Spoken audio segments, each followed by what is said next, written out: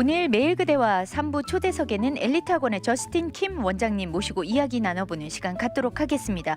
원장님 나오셨어요. 안녕하세요, 원장님. 네, 안녕하세요. 네, 한 달 동안 잘 지내셨는지요? 네, 잘 지내고 있습니다. 뭐 지난주부터 AP 시험이 시작을 했죠. 네. 그래서 이번 주까지가 이제 AP 시험이어서요. 이제 그것 때문에 좀 많이 바쁘게 보내고 있고요. 이번 주로 이제 AP 시험은 끝이 나고 네. 그런데 또 이제 3주 후에 6월 3일 날 또 SAT 서브젝트 시험이 있잖아요. 그러니까요. 네. 그러니까 이제 SAT 서브젝트 시험을 볼 학생들은 이제 바로 시험 끝나자마자 또 그 시험 준비에 들어가야 될 거고요. 그리고 SAT 서브젝트 시험 과목은 제가 예전에도 말씀을 드렸지만 주로 이제 AP 시험을 본 과목들 중에서 네. 자기가 자신 있는 과목들을 선택해서 이렇게 시험을 준비하면 될 것입니다. 네, 그렇군요. 그러다 보니까 뭐 이렇게 저렇게 AP 시험 끝나고 또 학교에서 있는 학기말 끝나고 또 SAT 서브젝트 네네. 시험 끝나고 이러다 보면은 학기가 다 이제 마무리되고요. 끝이 나죠. 네, 그리고 네네. 6월 초부터는 이제 또 본격적인 여름 방학이 시작이 되잖아요. 맞습니다. 그러다 보니까 12학년 학생들은 지난 5월 1일 날 합격한 대학들 중 어느 대학에 갈 것인지 이제 결정이 난 거잖아요. 그렇죠? 맞습니다. 이제 네. 그 긴 어떤 4년 동안 정말 고생들을 했는데 네네. 그런 것들을 끝까지 잘 마무리를 해야 할 텐데요. 네네.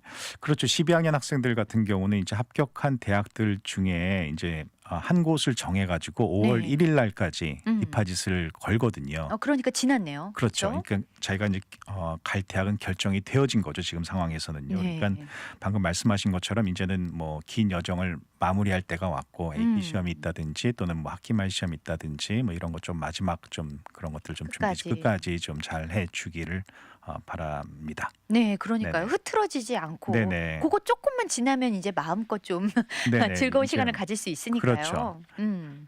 그리고요. 근데 이제 애들이 떠날 때가 됐잖아요. 네네. 그러다 보니까 이제 이 부모님들의 그 마음의 준비도 좀 해야 되지 않을까. 제 주위에도 보면은 정말 이보다 더 슬픈 장면은 없어요.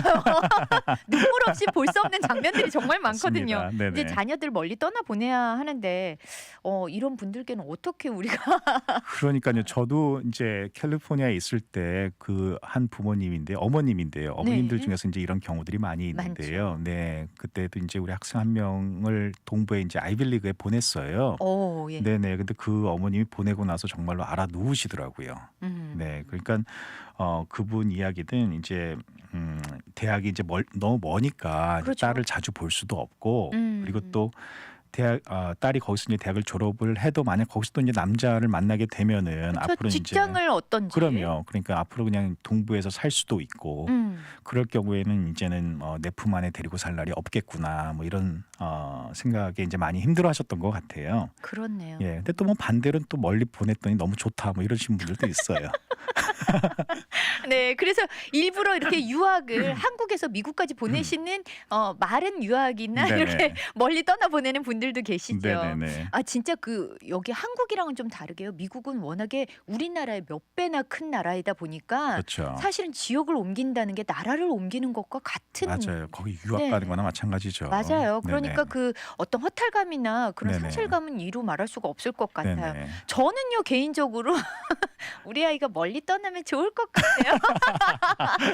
그렇다면 그곳 여행도 가고요. 네네. 네. 그러니까 뭐 꼭 부모님들뿐만 아니라 아이들도요. 어떤 음. 아이들은 이제 가까운 곳에 있는 대학에 가고 싶어하는 아이들도 있고요. 맞아요. 또 멀리 가고 싶어하는 아이들도 있어요. 그러니까 저희 아이 같은 경우는 아직 어린데요. 네. 근데 뭐 캘리포니아에서 태어나서 자라서 그런지 자기는 대학은 캘리포니아로 가고 싶다는 얘기를 종종 합니다. 그렇군요. 네. 그러면 이제 애 엄마도 이제 야 엄마도 따라갈게 캘리포니아로 뭐 이런 얘기를 해요. 엄마니까. 엄마니까 예. 그래서 요즘은 애가 이제 캘리포니아가 아니라 다른 지역을 좀 알아보고 있는 것 같기도 하고요. 네.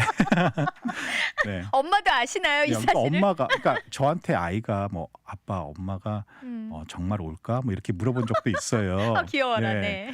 근데 사실 제가 이제 아이랑 뭐 대학에 대해서 얘기를 좀 많이 하거든요. 그래요? 얘기를 많이 하다 보니까는 이제 아이가 대학에 대해서 뭐 좋은 환상을 갖고 있는 것 같고요.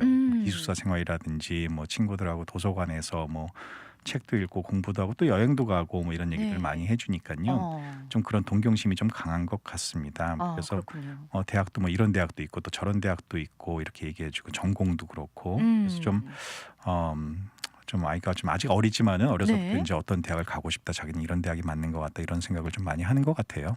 진짜 네네. 우리 원장님이 아빠이니까 아이들은 거저받는 혜택들이 좀 있네요. 뭐 그거밖에 아는 게 없으니까. 근데 네. 너무 좋다. 네네. 이렇게 환상을 심어주고 있는데 그 옆에 네. 엄마가 딱 있다 그러니까요. 그러면 너무 그러니까는 얘가 좀 마음이 많이 놀래더라고요. 예, 그렇게 환상을 이렇게 심어주고 있는데. 네. 예. 어머니 참 섭섭하셔도. 네, 그렇다면요. 기왕 말 나온 김에 네네. 오늘 그러면 대학에 대해서 좀 이야기를 그러니까 아빠 같은 마음으로 또 형 같은 마음으로 좀 이렇게 소개해 네네. 주시는 건 어떨까요? 그럴까요? 네. 그 미국 대학은요, 우선 크게 두 가지로 나눠질 수가 있거든요. 네. 대학은 뭐 여러 개 2,800개 정도 대학이 있지만요. 음. 크게 두 가지로 나눠지는데요. 하나가 내셔널 유니버시티고요. 또 하나는 리버럴 아츠 칼리지라고 해요. 그래서 이렇게 두 가지 종류로 나눠집니다. 그래서 네. 이 두 종류의 대학은 대학 순위도 따로 매겨요. 그래요? 네네. 그러니까 우리가 옛날에 가요 톱10 이런 거 보면은 가요 장르랑 이제 트로트 장르랑 이렇게 따로 매기잖아요. 순위 같이 네. 안 하거든요. 확 와닿아요. 예. 그러니까 이렇게 미국에서는 대학도요. 이렇게 두 가지 종류의 대학을 순위를 따로 이렇게 매기게 그렇군요. 됩니다. 네. 그렇다면은 지금 말씀하신 것처럼 내셔널 유니버시티 대학들이 저희가 일반적으로 알고 있는 대학들인 거죠? 그렇죠. 그러니까 이제 내셔널 유니버시티 대학들은요. 이제 학사뿐만 아니라 석박사 과정이 있는 그런 큰 종합 대학이라고 보시면 돼요. 그러니까 금년도 내셔널 유니버시티 순위는 우리가 잘 알다시피 이제 프린스턴 대학이 1위였고 네. 뭐 하버드 대학이 2위, 예일 대학교랑 시카고 대학이 공동 3위, 뭐 콜롬비아 대학이 5위 뭐 이렇게 이제 차지를 했죠. 네. 우리 텍사스 안에서 이제 한 100위권 내의 대학을 보면요. 라이스 대학이 이제 코넬 대학과 함께 이제 공동 15위를 했고요. 네. 그다음에 이제 UT 어스틴하고 SMU가 이제 공동으로 56위를 했고 뭐 베일러가 71위, 뭐 텍사스 A&M이 74위, TCU가 82위 뭐 이렇게 되는데요. 그러니까 네. 이러한 모든 대학들, 음. 우리들이 주로 얘기하는 이러한 모든 대학들이 다 내셔널 유니버시티라고 보시면 됩니다. 그렇다면요. 저는 사실 그 리버럴 아츠 컬리지 이 개념이 사실은 아직 잘 안 들어오거든요. 네네. 이런 컬리지들은 도대체 어떤 대학들인가요? 이런 컬리지들은요. 네. 그 앞서서 얘기한 그 내셔널 유니버시티랑은 다르게 학사 중심의 대학이라고 보시면 돼요. 그러니까 석사와 박사가 없다라고 보시면 되는 거고요. 그럼 규모가 훨씬 작겠네요. 훨씬 작죠. 그리고 네. 한 학년에 또 뽑는 학생 수가요. 뭐 몇천 명이 아니고요. 한 학년에서 뽑는 학생 수가 한 300명에서 500명 정도 뽑아요. 그러면은 일반 고등학교 학생들보다 더 숫자가 그렇죠. 적어요. 그러니까 뭐 4년을 갖다가 4학년까지 다 합쳐도요. 전교생이 2,000명을 안 넘죠. 굉장히 네네, 작네요. 굉장히 작은 학교입니다. 그러니까 그 학생들이 이제 4년을 같이 하다 보면 서로가 다 알게 되죠. 뭐 교수도 그렇겠군요. 알고, 교수도 뭐 자기 알고, 자기도 교수 알고, 교수가 이제 저녁 식사에 자기 집으로 초대도 하고, 뭐 굉장히 다 그렇게 서로 알고 그렇게 지내는 사이가 되는 거고요. 네. 근데 리버럴 아츠 칼리지에서 이제 학사를 한 학생들은 대부분 석사와 박사를 하기 위해서 이제 다른 방금 말씀드린 그런 내셔널 유니버시티로 이제 진학을 하게 되는 거죠. 뭐 의대라든지 법대라든지 네. 아무래도 교수를 1학년 때부터 잘 알게 되니까 추천서라든지 이런 거 받기가 굉장히 용이하거든요. 네, 예, 네. 그러니까 그런 그 석박사 갈 때 굉장히 좀 유리하게 작용을 하고 좋은 석박사 과정으로 많이 가는 것으로 나타나고 있습니다. 그러니까 추천서뿐만이 아니라요. 인간 대 인간으로 깊이 있게 알아갈 수 있으니까 사실 어떤 지적인 부분뿐만이 아니라 그 네네. 교수님의 어떤 성품이나 인격적인 그렇죠. 면에서도 굉장히 많은 영향을 주고받을 수 그렇죠. 있을 것 같아요. 큰 대학에서는 아무래도 교수님 만나기가 교수분들이 주로 이제 석박사 하는 학생들을 많이 가르치다 보니까 학사 네. 때 이제 그분들한테 직접적으로 지도를 받는다는 것이 사실 좀 어려울 수 있거든요. 그렇죠. 그러니까 리버럴 아츠 칼리지에서는 이제 직접적으로 교육을 받을 수 있고, 그러니까 그 대부분이 뭐 1대8 뭐 교수랑 학생 비율이 뭐 이런 식으로 되는데, 네. 그러면 정말로 1대8이에요 거기는. 예, 왜냐하면 석박사가 없으니까요. 네, 그러니까는 네. 그렇게 직접적으로 지도를 받고 그렇게 할 수가 있는 거죠. 그리고 생각보다요. 학사 과정이지만 교수에게 직접 지도를 받으니까 훨씬 더 좀 깊이 있게 또 깊이 있게 갈 수 있죠. 네, 공부를 받을 수도 있겠네요. 예, 그래서 뭐 프리메드라든지 이런 쪽으로는요. 네. 뭐 그 리버럴 아츠 칼리지에서 프리메드를 할 경우에는 뭐 스와트몰 같은 경우는 메디컬 스쿨로 100%가 가요. 막 90%, 100% 이렇게 됩니다. 그러니까 그럴 수밖에 없겠네요. 네, 굉장히 진학률이 굉장히 좋습니다. 석박사 과정으로요. 그러니까 우리가 뭐 그렇군요. 마지막 목표가 네. 뭐 법대다, 의대다 뭐 이런 식으로 이제 대학원을 염두를 해두고 있다면은 리버럴 아츠 칼리지는 굉장히 좋은 선택이 될 겁니다. 그렇군요. 네네. 네, 그렇다면 저희요 잠시 쉬어가도록 하지요. 노래 한 곡 듣고 전화 한 말씀 듣고요. 계속해서 리버럴 아츠 칼리지 어떤 대학들이 있는지 자세히 한번 알아보도록 하겠습니다. 네, 여러분은 지금 엘리트 학원의 저스틴 킴 원장님과 함께 여러 가지 이야기 나눠보고 있는데요. 먼저 저희가 리버럴 아츠 컬리지에 어떤 종류의 대학들이 있는가 알아보기 전에 채팅창에 질문이 하나 올라왔어요, 원장님. 네네. 2820님이 원장님 전 공부를 못해서 지원대학에 다 떨어지고 이번 여름부터 커뮤니티 컬리지를 가려고 합니다. 저도 희망이 있나요? 라면서 네네. 맞아요. 이럴 수 있어요. 그럴 수 있어요. 네. 그럴 수 있고요. 당연히 희망이 있죠. 예, 당연히 그런가요? 희망이 있고요. 음.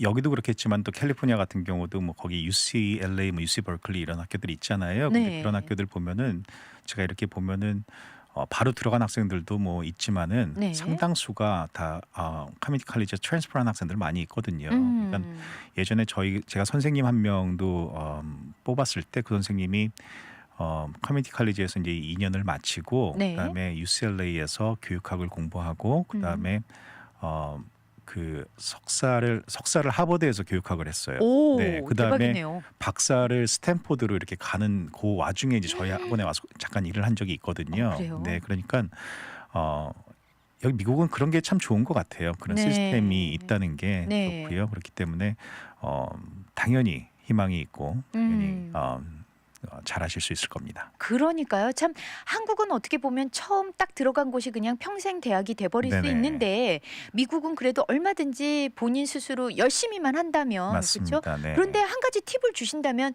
커뮤니티 컬리지에서 그 어떤 크레딧 그런 것들을 어떻게 좀 할 수 있어야 될까요? 트랜스퍼 할 때 그래도 대충 한다고 되는 건 아닐 거잖아요. 그러니까요. 그 자기가 트랜스퍼 하고 싶어하는 학교 있잖아요. 네. 그 학교랑은 먼저 연락을 해야죠. 그래서 들어야 될 과목들 있잖아요. 네네. 그것들에 대해서 이제 정확하게 지침을 받아가지고 그것들을 뭐 1년, 2년 정도 이렇게 들어가지고 이제 트랜스퍼 할 수 있도록 이렇게 해야겠죠. 그렇군요. 네네. 그러니까 무작위로 아무거나 들어서는 안 되고 네네네. 가고 싶은 대학 네네. 가고 거기에서 싶은 원하는 대학에. 과목들을 이수를 네네. 해야겠군요. 네네. 네, 도움이 되셨으면 좋겠습니다. 네. 네, 저희 그러면 다시 돌아와서요. 아까 리버럴 아츠 컬리지 저희 사실 한인분들은 잘 모르는 곳이 많잖아요. 그렇죠. 어떤 대학들이 있을까요? 그러니까 리버럴 아츠 칼리지의 우선 순위부터 한번 말씀을 드려보면요. 네. 1위를 한 대학이요. 금년도에 윌리엄스 칼리지예요. 윌리엄스 칼리지고 2위가 에머스트, 3위가 웰슬리 칼리지고요. 4위가 스와트모어, 그리고 미들베리랑 같이 이제 4위를 차지했고요. 네. 6위는 보드윈, 그리고 7위는 포모나 이런 순위입니다. 잘 못 들어보셨죠? 네, 뭐 웨슬리 컬리지 정도? 네네네. 네, 그 정도는 들어본 것 같은데 네네. 나머진 생소해요. 맞아요. 네, 잘 못 들어본 그런 대학들이고요. 네. 텍사스에는 그 안타깝게도 그 리버럴 아츠 칼리지가 있기는 한데 네. 좀 순위가 좀 뒤로 많이 어스틴 칼리지라고 이제 들어보셨을 거예요. 어스틴 칼리지라고 하나가 있어요. 근데 그게 순위가 105위니까요. 예, 좀 많이 좀 쳐져 있죠. 그렇네요. 네네. 내셔널 그 유니버시티 순위보다는 많이 좀 떨어지네요. 저희 텍사스가요. 어스틴 그렇죠? 칼리지, 예, 네. 리버럴 아츠 칼리지는 좀 그런 편입니다. 그렇네요. 네네. 진짜 이렇게 들어보니까 좀 생소한 이름들이 많거든요. 네네. 아이들이 지원을 많이 안 해서 그런 걸까요? 도대체 뭐 때문에 이렇게 좀 생소한 걸까요? 저희들에게. 예, 리버럴 아츠 칼리지는 앞서서 말씀드린 것처럼 학사만 있거든요. 네. 석박사가 없습니다. 근데 우리가 이제 한인분들이 대부분 한국에서 미국으로 건너오실 때 학사를 마치고 석사나 박사를 하러 이제 오시는 분들이 많이 계시거든요. 대부분이죠. 네네. 그렇기 때문에 이 학사만 있는 리버럴 아츠 칼리지는 그분들 레이더망에 이제 걸리지를 않는 거죠. 네. 아예 제껴놓고 그쵸. 표현을 하니까요. 석박사에 있는 그 과정 있는 학교를 찾다 보니까 이 학교 이름이 나오질 않는 거예요. 아예. 종합대학만 위주로 그렇죠. 찾겠네요. 예, 그래서 아마도 그게 한인분들이 그 리버럴 아츠 칼리지를 잘 모르는 가장 큰 이유인 것 같고요. 제가 근데 앞으로 이제 방송을 하면서 리버럴 아츠 네. 칼리지에 대해서도 많이 소개를 해드리도록 하겠습니다. 많은 팁을 얻을 수 네네. 있겠네요. 기대가 네네. 됩니다. 그렇다면요, 오늘은 어떤 대학부터 소개를 해 주실 건가요? 오늘은 그 내셔널 유니버시티에 있는 대학 중에서 10위권 이내에 있는 대학 중에서 한 학교를 소개를 해드리려고 하는데요. 네. 사실 10위권 이내의 대학들을 보면은 뭐 우리가 많이 아는 뭐 하버드, 예일, 프린스턴 이런 대학들 있잖아요. 네. 많이 들어보셨을 거예요. 그렇죠. 근데 이런 대학들에 대해서 이제 얘기를 하면은 사실 좀 우울해하시는 분들도 있어요. 우리 그 괜히 또 뭐 애 또 혼나고 또 그러는데 제가 이제 세미나를 할 때도 마찬가지. 옛날에는 이제 뭐 어떻게 하면 아이비리그에 갈 수 있는지 또는 뭐 우리 아이도 뭐 하버드 보낼 수 있다. 뭐 이런 네. 세미나 하게 되면요. 내용은 사실은 되게 재미있고 막 와, 뭐 이런 스펙이 다 있나 뭐 맞아요. 이제 뭐 무협지를 보는 것처럼 막 그렇게 이렇게 재미는 있는데 세미나가 이제 다 끝나고 이제 부모님들이 이제 일어서서 집에 가시는 그 뒷모습은 굉장히 쓸쓸해 보입니다. 네, 굉장히 쓸쓸해 보이고 제가 생각에 저 집 아이는 오늘 큰일 나겠다. 뭐 그런 생각도 좀 들고요. 그래서 네. 제가 이제 세미나는 그런 세미나 이제 그런 주제로는 잘 안 하려고 하고요. 보다 좀 더 현실적인 내용들을 갖고 이제 이야기를 하려고 하는데요. 네. 현실적인 그런 대학들을 보면 좀 스펙터클한 건 좀 덜 할 수 있지만은요. 아무래도요. 네, 그런데 세미나 같은 걸 이제 하고 나면은 그런 뭐 부모님들 표정도 굉장히 밝으시고. 네, 그래서 오늘은 10위권 이내 대학 중에서도 네. 너무 앞에 있는 대학 말고요. 이미 너무 많이 알고 네네네. 있죠. 맨날 뭐 하버드, 예일, 프린스턴 뭐 마치 맨날 제 옆에 있는 대학 예, 같아요. 꼭 우리가 갈 수 있는 대학 같고 너무 친근하게 많이 들으니까요. 근데 네네. 조금은 뭐 10위에서 뒤쪽이죠. 8위를 차지한 듀크 대학인데요. 물론 이 대학도 사실 굉장히 좋은 대학이고 들어가기 굉장히 힘든 대학이죠. 네. 그런데 오늘은 이 듀크 대학에서 조금 알아보고요. 그리고 뭐 다음번 계속 앞으로 이제 대학들에 대해서 좀 더 소개하는 네. 좀 그런 시간을 갖도록 하겠습니다. 좋군요. 네. 제가 아는 듀크 대학은 약간 그 농구로 굉장히 유명한. 농구로 유명하죠. 네. 굉장히 유명하죠. 그래서 TV에도 자주 나오는 맞습니다. 그런 대학인 네네. 것 같은데 네네. 그렇다면 듀크 대학에 대해서 이제 좀 소개를 해주시죠. 네네. 합격률이 어느 정도 될까요? 듀크 대학교는요 작년에 3만 명이 지원을 했어요. 많이 했네요. 지원을 했죠. 그리고 4천 명 정도가 합격을 해가지고요 합격률은 13%가 나왔습니다. 네, 근데 이 13%라는 합격률이요. 네. 사실 그 바늘 구멍이긴 하지만 미국 네. 전체 순위로 보면 말씀드린 것처럼 8위라고 그랬잖아요. 네. 그러면은 8위에 오른 대학을 감안해 보면은 합격률이 그렇게 낮은 건 아니에요. 13%라는 그래요? 게요. 예, 그러니까 그 7위를 한 대학이 MIT인데요. MIT 대학 같은 경우는 합격률이 8% 정도거든요. 굉장히 좋네요. 예, 그러니까 한 5%, 한 계단 차이인데 한 5% 정도 차이가 나는 거니까요. 그러게요. 네네. 이렇게 5% 정도 차이가 나는 이유가 있을까요? 듀크 대학교가요. 이제 합격률이 조금 그 순위에 비해서 높게 나오는 그런 네. 이유는요. 사실 등록률 때문에 그래요. 등록률이 네. 좀 높게 등록률이 좀 낮게 좀 낮게 나오는 거죠. 그러니까 합격을 시켜준 학생들이 등록을 많이 하면은 그렇죠. 합격을 이제 최소화로 유지할 수 있는데요. 음. 자, 합격을 이제 등록을 많이 안 하면은 합격증을 더 많은 학생들에게 줘야 되고요. 그럴 경우 이제 합격률이 자연스럽게 올라갈 수밖에 없겠죠. 그렇네요. 예, 좀 범위가 넓어지는 그렇죠. 거죠. 그러니까 이제 합격률과 등록률은 이렇게 이제 반비례 관계가 있거든요. 네. 등록률이 낮으면 합격률이 올라갈 수밖에 없고요. 반대로 이제 뭐 등록률이 높으면 합격률은 낮아질 수밖에 없겠죠. 그렇네요. 네네. 바로 위에인 그 MIT 같은 경우는 그러면 그만큼 더 등록률이 높다는 그렇죠. 얘기네요. 네네. 뭐 합격하면 합격하는 만큼 그렇죠. 많이. 그러니까 예를 들어서 뭐 하버드 대학 같은 경우는 등록률이 한 80% 정도 돼요. 뭐 다 가지는 않아요. 한 10명 중에 그래요? 8명만 가고 한 2명은 안 가거든요. 놀랍네요. 네네. 근데 이제 듀크 대학 같은 경우는 등록률이 한 사실 42% 정도밖에 되지를 않아요. 그러니까 10명 중에 한 4명 정도 가고 6명은 안 가는 거죠. 이것도 뭐 낮은 등록률은 아닌데요. 근데 네. 이제 말씀드린 것처럼 8위라는 랭크에 비해서는요. 이 정도 하면 보통 등록률이 한 60% 넘어야 되거든요. 그러게요. 예, 그런데 그 정도가 되지를 못하기 때문에 좀 더 많은 학생들에게 합격증을 내주는 바람에 이제 합격률이 조금 올라갈 수밖에 없는 그렇군요. 그런 상황이 되는 거죠. 아마 이 정도 붙을 정도의 친구들이라면 다른 학교에서도 많이 그러니까요. 붙었기 때문에 네네. 이동을 하다 보니까 그런 맞아요. 상황이 나오는 네네. 것 같아요. 그런 거 그렇습니다. 그런데요, 예전에 우리 원장님께서 나오셨을 때 그 등록률을 높이기 위해서 왜 얼리 디시전을 좀 더 그렇죠. 하면 합격률이 네네. 더 높아질 수 있다 이런 네네. 말씀을 해주셨잖아요. 그러니까 대학에서요 그 음. 얼리 디시전을 사용을 해서 등록률을 더 높이는 네, 예 그런 걸 활용을 하는 거죠. 그러니까 대학 입장에서요. 그렇죠. 그렇기 때문에 이제 이 듀크 대학교도 그 얼리 디시전을 많이 사용을 해가지고요. 이제 학생들을 더 많이 뽑으려고 그러한 노력을 이제 해 나가는 것 같습니다. 그래서 네. 이제 웹사이트에 들어가 보면요, 얼리 디시전의 합격률이 정시 합격률보다 훨씬 높은 23.5%라는 걸 갖다 이렇게 크게 이렇게 적어 놓고요. 음. 많은 학생들이 얼리 디시전으로 지원할 것을 이제 독려하는 것을 볼 수 있고요. 네네. 예, 그래서 앞으로 듀크 대학은 얼리 디시전을 통해서 이제 학생들을 뽑는 양을 이제 많이 늘려갈 거라고 생각을 합니다. 네. 네네. 진짜 제가 아는 주위에도 이런 친구들이 있더라고요. 학교 전체 성적은 그렇게 높지 않았는데 네네. 얼리 디시전을 해서 붙은 친구가 있더라고요. 그렇죠. 매년 뭐 네네. 캠프에도 활용을 하고요. 네네네. 그러면요, 만약에 아까 그 네네. 얼리 디시전 한 친구처럼 듀크 대학교가 자신의 드림 스쿨이다 이렇게 생각하는 친구는 조기 지원인 얼리 디시전을 적극적으로 좀 그렇죠. 활용하는 것도 해볼 만하죠. 좋겠네요. 네네.